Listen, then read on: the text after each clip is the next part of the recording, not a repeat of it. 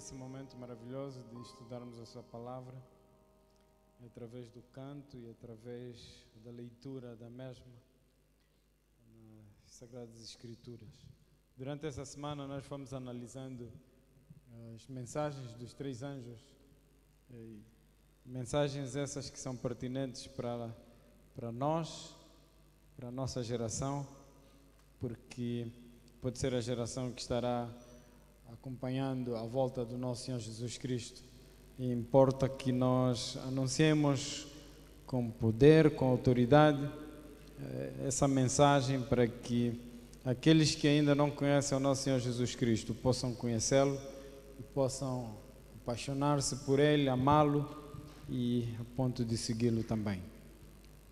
Essa mensagem nós encontramos em Apocalipse capítulo 14, os versos 6 em diante. Eu tomo leitura para uma revisão daquilo que nós fomos vendo durante a semana. A palavra do Senhor diz: então vinha outro anjo que voava pelo meio dos seus e tinha na mão o Evangelho eterno para proclamar aos habitantes na terra, a toda a nação, tribo, língua e povo. E disse ele em alta voz: temam a Deus e glorifiquem-no, pois chegou a hora do seu juízo. Adorem aquele que fez os céus, a terra, o mar e as fontes das águas. Um segundo anjo o seguiu dizendo: caiu a grande Babilônia, que fez todas as nações beberem do vinho da fúria da sua prostituição. Um terceiro anjo seguiu dizendo em alta voz: se alguém adorar a besta e a sua imagem e receber a sua marca na testa ou na mão, também beberá do vinho do furor de Deus, que foi derramado sem mistura no cálice da sua ira, e será ainda atormentado com enxofre ardente na presença dos santos anjos e do Cordeiro. Na quinta-feira nós falamos da ira de Deus, que parece ser incompatível com a nossa geração, com a nossa mente permissiva, e dissemos que a ira de Deus só foi apaziguada naquele momento em que Jesus morreu na cruz do Calvário. Aí sim, a ira de Deus foi apaziguada. Hoje nós vamos falar das coisas do fim. A escatologia, ou os acontecimentos finais, apontam para a vitória do nosso Senhor Jesus Cristo. E esta vitória é transparente, é singular e é total. Oremos. Nosso querido Deus, nosso bom Pai do céu, ao abrirmos a Tua palavra, mais uma vez, que o Teu Santo Espírito possa recair sobre esse lugar, para que todas as decisões que tomarmos sejam para a honra e glória do Teu santo nome. Oramos em nome de Jesus. Amém. Eu nasci na Missão do Coalho e os meus primeiros 10 anos de vida foram lá. E é um lugar em que, rodeado pela natureza, e também tem muitas cobras. E certa vez, o meu irmão, e porque para a água que nós bebíamos era tirada de uma nascente, então o meu irmão saiu com o bidão para pegar a água, mas ele voltou assustado, transpirando, e porque também abandonou o bidão no caminho, porque ele viu cobras. E nós ficamos assustados com esse cenário, pegamos em paus para ir resgatar o bidão e partimos. E quando chegamos lá, de facto havia muitas cobras, e parece que era o ninho de uma víbora, e havia muitas cobras por lá. E conseguimos matar 2 e levamos como nosso troféu, e também pegamos o bidão e lá estávamos nós, com o sentido de vitória, porque havíamos destruído o poder do inimigo daquelas cobras. Cerca de 6.000 anos atrás, aquela serpente que é Satanás, que havia sido derrotada lá no céu e veio para essa terra. Estava no jardim do Éden como um inimigo astuto, aparentando ser um amigo, fingindo comportamentos, e por isso ele conseguiu enganar a Eva. E aqui o inimigo aparenta ser vitorioso, parece ter sucesso, porque o planeta Terra que tinha sido dado a Adão e Eva passou a ser conquistado por ele. E ele injetou o veneno da perdição no sangue da humanidade quando ele enganou os nossos primeiros pais. O veneno é uma substância de estrutura complexa e contém água, enzimas, proteínas, carboidratos e outros compostos inorgânicos, como o zinco. O veneno pode ter 3 características na sua atuação. Pode ser citotóxico. A atividade do veneno nessa altura ocorre geralmente no local onde a picada da cobra acontece e os tecidos do corpo vão se destruindo pouco a pouco. Mas também o veneno pode ser hemotóxico, atuando nas células vermelhas do sangue, causando então hemorragias interna e externa, ou criando coágulos de sangue, fazendo com que a presa acabe morrendo sufocada. Também o veneno pode ser neurotóxico e, por sua vez, afeta o sistema nervoso a ponto de fazer com que a presa sofra parada respiratória e levá-lo então a um colapso. E o veneno que Satanás colocou no corpo humano após a queda envenenou o nosso sangue de uma forma mortífera, da possibilidade de nós vivermos eternamente, passamos a viver poucos anos. Os nossos ancestrais passaram a viver 900, 600 anos, mas depois Deus determinou 120 anos depois do dilúvio, e Davi disse que 70 anos estão determinados para nós. Acima disso é dor e sofrimento, tudo por causa do veneno que o inimigo colocou, destruindo o nosso cérebro, destruindo a nossa massa muscular, destruindo o nosso sistema imunológico. E no jardim do Éden, naquela altura, Satanás aparentava ser vitorioso. Mas há 2000 anos atrás, no jardim de Getsêmani, Jesus tomou a decisão que é para a tua e a minha salvação. Jesus assumiu a sua posição de Criador e de Salvador. Ele não se importou dos danos que o inimigo havia causado durante esses 4000 anos. Ele também não se importou de deixar o trono da glória, onde ele era honrado e glorificado. Não. Ele veio carregando uma cruz no Calvário. Ao levantar aquela cruz maravilhosa, ele estrangulou a serpente pela cabeça e se tornou então o invencível, o imbatível. Ele parecia ser fraco carregando aquela cruz, mas na sua maior força para te salvar. Parecia ser derrotado porque estava morrendo, mas se despontava a maior vitória para os homens.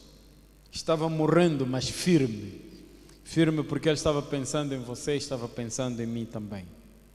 Ao levar aquela cruz cambaleando, parecia ser o fim daquele que curou muita gente, daquele que fez do surdo um homem ouvindo, que curou coxos, deu visão aos cegos e até mortos ele ressuscitou.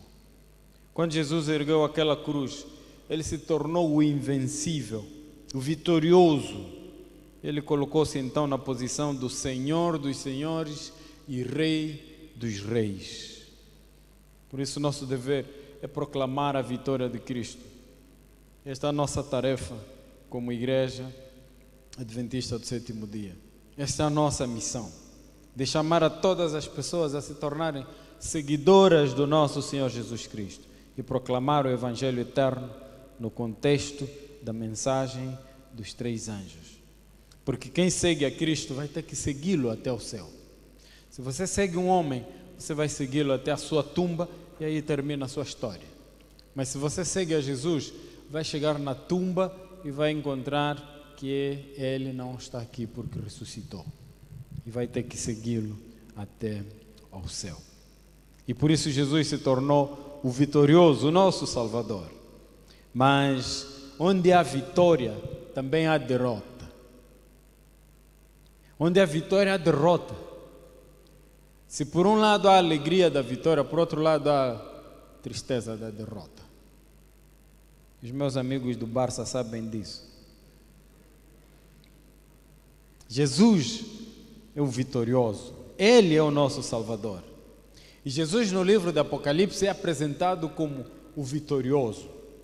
É apresentado como o Cordeiro que morreu, sacrificado, representando o maior amor que Deus tem para com o ser humano. E Satanás, por outro lado, o perdedor. É o perdedor cósmico, porque na batalha que houve no céu, Satanás foi derrotado com os seus anjos e foi atirado em terra. E aqui na terra ele procurou destruir a mulher, que é a igreja, que é você e sou eu. E de uma forma miraculosa essa mulher foi salva. Também queria destruir a criança, e essa criança era o nosso Senhor Jesus Cristo. E pensou que matando Jesus estaria matando a esperança da nossa salvação. Pelo contrário, ao morrer Jesus na cruz, Ele te salvou a ti, salvou-me a mim, condenando o inimigo eternamente. E Ele ainda quis matar o remanescente, destruir o remanescente com falsa doutrina, com falsa trindade, com o dragão, a besta e o espírito imundo. Mas no final o remanescente aparece como a igreja triunfante. E aí perdeu de novo. Perdeu no céu, perdeu aqui na terra. Se calhar só tem uma luta que ele ainda não venceu, que ele ainda não perdeu. É aquela que você está acariciando no seu coração. Um pecado. Mas Jesus, do outro lado, é o maior vitorioso. Gostaria de chamar a vossa atenção ao livro de Apocalipse, o capítulo 5, os versos 2 em diante. Apocalipse 5, os versos 2 em diante. A palavra do Senhor diz: e vi um anjo forte, bradando com grande voz: quem é digno de abrir o livro e de desatar os seus selos? Quem é? E João, na sua experiência, no seu conhecimento, ele faz uma retrospectiva na história da humanidade, vê os heróis da fé, e a Bíblia diz que ninguém foi achado digno para desatar os selos e abrir o livro. Ninguém. Ninguém no Antigo Testamento, entre os profetas, entre os reis, ninguém no Novo Testamento, entre os discípulos, os apóstolos, ninguém na Idade Média, ninguém como reformador, nem Lutero, nem Francisco de Assis. Revisando a história da humanidade, ninguém foi achado digno de abrir esse livro e desatar os seus selos. Nem os pioneiros da Igreja Adventista, nem mesmo a visionária Ellen White. Isso causou uma dor e choro para João, que estava observando essa cena. Porque isso poderia significar que a nossa salvação estava em perigo. Ninguém no céu, ninguém na terra, nem debaixo da terra poderia abrir o livro, nem para olhar nele. E eu chorava muito, porque ninguém fora achado digno de abrir o livro, nem de o ler, nem de olhar para ele. Esses são os versos 3 e 4. Este livro é de tamanha importância que levou João a chorar, porque era um pacto de Deus salvar a humanidade. Aquele livro podia mudar as bênçãos de Deus para maldição. Poderia mudar o destino do povo de Deus, de salvação, para a perdição. E por isso João chorou. As pessoas estariam sem esperança, sem salvação, perdidos para sempre. Por isso chorei. E não era um choro normal, choro de um adulto, soluçando, porque não está vendo saída, solução. Por isso chorei. Uma dor indescritível, porque quanto mais você recebe, mais responsabilidade você tem. Quanto mais responsabilidade tens, mais sensibilidade também você deve ter com relação à revelação, e mais sofrimento. Por isso, para acalmar a João, Deus mandou um ancião, um dos 24 anciãos, para ter com João, para consolar, para esclarecer o drama do que João estava passando. E Deus não poderia ter mandado um anjo para que acalmasse, para que aconselhasse, para que esclarecesse a situação, porque seres celestiais não entendem a nossa situação. Tinha que ser um homem que passa por situações semelhantes às que nós passamos, que passa por fome, que passa por desespero, que passa por um desemprego, sem salário, sem saber como vai sustentar a família. Tem que ser um homem como esse para esclarecer essa situação. Um anjo não entenderia o nosso sofrimento, não entenderia também o sofrimento que João estava passando, não entenderia a condição de perdição, de pecado. Não entenderia. Não entenderia a nossa condição. Falta de dinheiro, doença, morte. Não entenderia. E por isso Deus manda um dos 24 anciãos, daqueles que ressuscitaram quando Jesus ressuscitou e os levou para o céu. Deus mandou um homem que sofreu, que passou por situações difíceis, semelhantes a que João estava passando. E ele chegou e disse: João, não chore, pare de chorar, porque existe alguém, o leão da tribo de Judá, o cordeiro que foi ferido, foi crucificado, para a tua e a minha salvação. Este, o vitorioso, este sim é digno de abrir o livro e desatar os seus selos. Se nós formos para o capítulo 19 de Apocalipse, os versos 11 e 13, aí encontramos uma cena impressionante. Apocalipse 19, versos 11 e 13. E vi o céu aberto, eis um cavalo branco, e o que estava sentado sobre ele chama-se Fiel e Verdadeiro, e julga e peleja com justiça.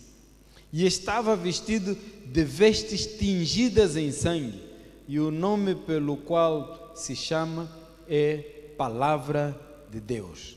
Em outras versões, o Verbo. E aí podemos nos lembrar de que João escreveu: o Verbo que se fez carne. A roupa ensanguentada é o símbolo da vitória de Jesus Cristo ao morrer na cruz.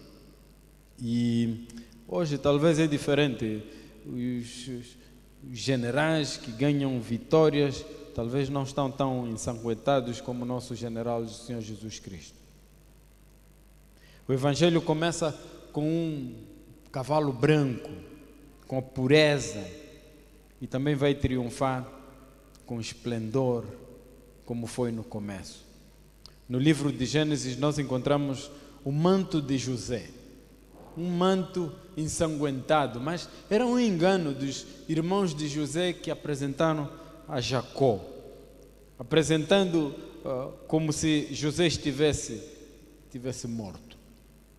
Mas o manto ensanguentado de Jesus aqui não é de uma vitória duvidosa, em que os árbitros interferem nos resultados, favorecendo aquele que paga mais. Também não estou falando de uma vitória fraudulenta, onde delinquentes são livres e os inocentes são condenados. Não. Estou falando de uma vitória transparente. Por isso não vou falar-vos do trono da glória, onde Jesus se assenta e é adorado por todos os anjos e todos os seres, mas vou falar-vos da cruz, uma rude cruz, onde Jesus foi crucificado, morreu para nos salvar. Por isso também não vou falar das vestes brancas de justiça, mas vou falar das roupas ensanguentadas da vitória de Cristo. Esta vitória, essa vestimenta ensanguentada, fala da vitória transparente do nosso Senhor Jesus Cristo. E todo o universo sabe disso. A túnica ensanguentada de José era um engano, enquanto que a túnica ensanguentada do cavaleiro, num cavalo branco, é de uma vitória transparente. E a transparência da vitória de Cristo, diante de seu Pai e diante de todo o universo, o faz digno de abrir o livro e desatar os seus selos. No verso 14 do capítulo 19, nós encontramos a singularidade da vitória de Cristo. Se por um lado ele estava com vestes ensanguentadas, a Bíblia diz que os que o seguiam, esse exército no céu, em cavalos brancos e vestidos em linho fino, branco e puro. Isso nos diz muita coisa. Os que seguem a Jesus, somos todos nós que queremos ser fiéis até as últimas consequências. Estão com vestes puras e limpas, mas Jesus está com um manto ensanguentado, porque a batalha é dele, não é nossa. A batalha é de Jesus, que quer enfrentar o inimigo até o fim, porque no reino de Deus não existe um salvador colaborador, não. Jesus é o único nosso salvador. Por isso nós somos salvos pela graça, somos salvos pela fé somente. Aqui não entra nenhuma colaboração de ninguém, nenhuma coisa contribui para a nossa salvação. Aqui não entra nenhum colaborador humano e também não há margem para uma ajuda externa para a nossa salvação. Pelo contrário, somente Jesus, o seu sacrifício é todo o suficiente. Ele não precisa de ajuda de ninguém, porque a nossa ajuda seria insuficiente para a nossa salvação. Ele não precisa da nossa ajuda, ele precisa sim da nossa lealdade. Ele pede para que assistamos à vitória por ele e que nos comprometamos com ele, porque a batalha é de Cristo. Ele venceu por nós e não tem nenhum salvador colaborador. Por isso somos justificados pela fé. Por isso a vitória de Cristo é singular. Apenas Ele poderia fazer isso. Mas também a sua vitória é total. Ele morreu uma vez por todos, fez-se Rei dos reis, Senhor dos senhores. E todos, até os poderosos, os mais ricos, os mais famosos, tudo está sujeito ao nosso Senhor Jesus Cristo. Por isso sua vitória é total. E foi apenas para todos aqueles que nele creem. A sua glória se tornou nossa glória, porque ele se tornou o invencível, o imbatível, o Rei dos reis. E a sua morte é toda suficiente para todo o mundo, para todos os que nele creem. Isso me lembra uma música que estava no hinário antigo, que diz que somente Cristo é o Salvador, nenhum outro conhecemos. Morreu por nós em santo amor e vida nele temos. Jesus, Jesus é o Salvador e nem há outro mediador. Foi Ele quem por nós morreu e vivo está por nós nos céus. Os homens santos e fiéis, nós sempre os respeitamos, mas a Jesus, o Rei dos Reis, humildes, o adoramos. A Deus fazemos oração, só Ele quer e pode valer-nos na tribulação, aos seus Deus sempre acode. No santo sangue de Jesus, confia todo o crente, o que Ele fez na dura cruz, para sempre é suficiente. Jesus, Jesus é o Salvador e nem há outro mediador. Foi Ele que por nós morreu e vivo está por nós no céu. Esta é a nossa tarefa, de proclamar a vitória de Cristo a nosso favor. Esta é a nossa tarefa, é a nossa missão, gritar ao mundo que Ele é vitorioso. E Ele continua conquistando corações. Hoje, como você e eu, Ele continua vencendo. Como eu disse, só tem uma vitória que Ele ainda não conquistou. Essa vitória é a luta que está no teu coração. E porque você não se entregou totalmente a Ele. Porque você vive acariciando um pecado. Gostoso demais para largar. Mas sabem, para Jesus ou é tudo ou é nada. Ou você o aceita, ou você o larga. Ou você é salvo, ou você é perdido para sempre. Não há um grupo intermediário no meio, não. No reino de Deus não existe ficar em cima do muro. Pelo contrário. Ou você se entrega totalmente, ou você então está perdido para sempre.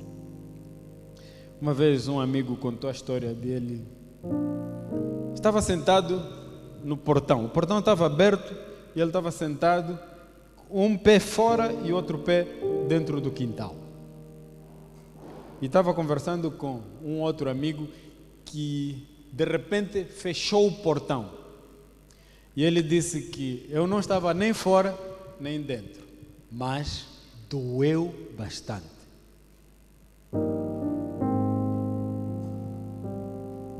Deus quer uma entrega total, tua e minha. E se é tua vontade de fazer parte dessa vitória de Cristo, vitória eterna, e habitarmos com Jesus eternamente, porque estamos o seguindo e temos que segui-lo até o céu. Eu quero orar consigo, mas eu gostaria que você fizesse um gesto de entrega total a Deus. E porque é um momento de reconsagração, estamos terminando a semana de oração, gostaria que você se colocasse em pé e dissesse: Senhor, eis-me aqui. Mas não levante só porque todo mundo está levantando. Não. Levante-se porque Jesus leva a sério o nosso compromisso. Levante-se porque você quer ser vitorioso, quer participar dessa vitória eterna do nosso Senhor Jesus Cristo. Parabéns. Parabéns por essa escolha. E aquele que começou em nós a boa obra também estará terminando com a nossa salvação. Por isso, parabéns. Oremos. Nosso querido Deus, nosso bom Pai do céu, Tu que venceste todas as batalhas no céu e na terra, queremos que essas vitórias sejam nossas também.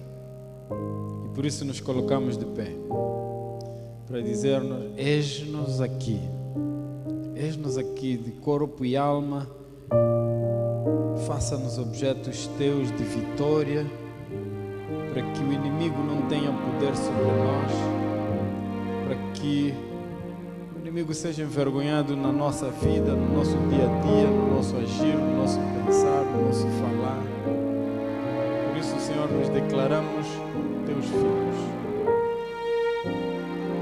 facto o inimigo não tem o poder sobre nós. Se com aquele jovem que está lutando com uma determinada situação pecaminosa e não está conseguindo se livrar, Senhor, que o teu sangue o cubra, o faça vencedor. Se com aquele que está lutando com desemprego, falta de dinheiro, falta de saúde, que a sua graça basta, Senhor. Mas por fim, salva-nos para o teu reino. Perdoa todo o nosso passado, salva-nos para o teu reino. Oramos em nome de Jesus, nosso único e Salvador.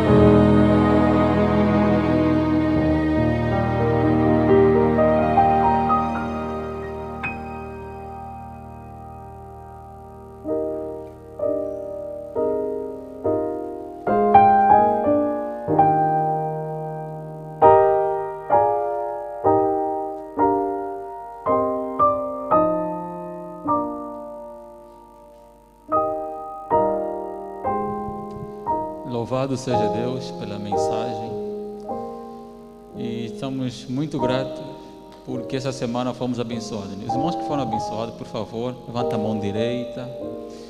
Muito obrigado. Tivemos realmente muita bênção essa semana. O pastor Suquina já não estará conosco, ele está praticamente com as malas feitas. Então gostaríamos de enviar nossas saudações para os lugares onde o pastor vai passar. Quantos de nós gostariam de ver as saudações, pastor? Ali está a nossa calorosa saudação, que leve para onde o pastor pregar na próxima vez. Não vamos despedir a visita sem nada, né? Não é nossa cultura. Então, em gesto de apreciação e gratidão, gostaríamos de lhe entregar um presente. E gostaria então de convidar o ancião e a diaconisa-chefe e a irmã Beatriz, por favor.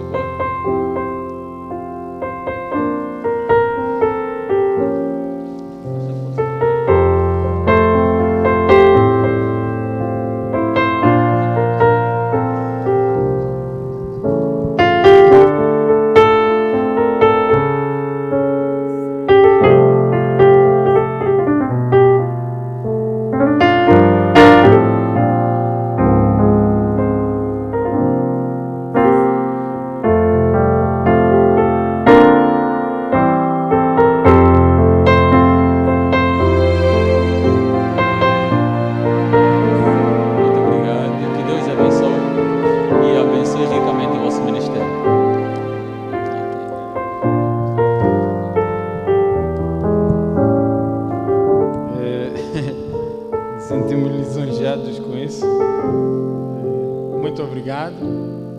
Mas se tem alguma coisa que precisa se lembrar sempre, é de que temos alguém que nos ama em extremo, e esse é o nosso Deus. Nós podemos pensar que nos amamos muito, mas quem nos ama de facto é o nosso Deus, a ponto de dar o seu Filho para morrer por nós. Por isso, se tem um recado que fica, é de que Ele nos ama e Ele não quer que nós nos percamos. Obrigado.